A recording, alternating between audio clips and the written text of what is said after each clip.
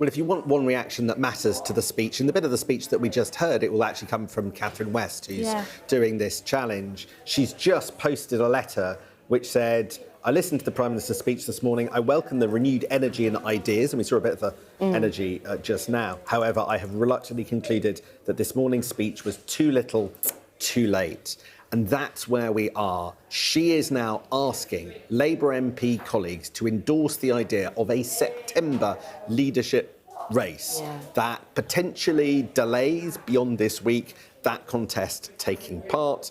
But it does raise the likelihood of it happening because so many different people would coalesce around the idea of it taking place at that point. Potentially Andy Burnham, if he can win a seat, and there's an if there, could be part of it, and there'll be other candidates as well. It feels as if Keir Starmer has a sort of D-Day deadline. It is a massive moment of peril, and you're not getting the sense of many people coming out and say, you know, that speech actually solved all our problems. Yeah, Catherine West, here's her letter to the PLP. She says, I've listened to the Prime Minister's speech this morning. I welcome the renewed energy and ideas. However, I have reluctantly concluded that this morning's speech was too little, too late. The results last Thursday show that the Prime Minister has failed to inspire hope.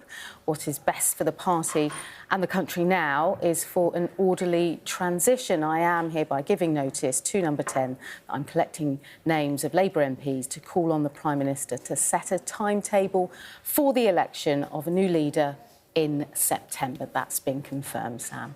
That's right. So that's a moment of peril. Interesting where this leaves Wes Streeting.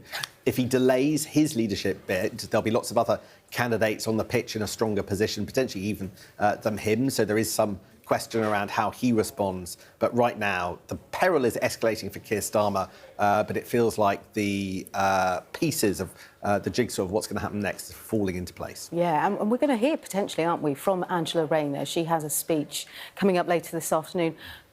What do you think we're likely to hear from her? So this is a speech to the CW Trade Union Conference in Bournemouth. I think it will be about Labour values, and it will be a sort of passionate speech from the heart about what Labour needs to do to reconnect to its heartlands, and an appeal to be bolder.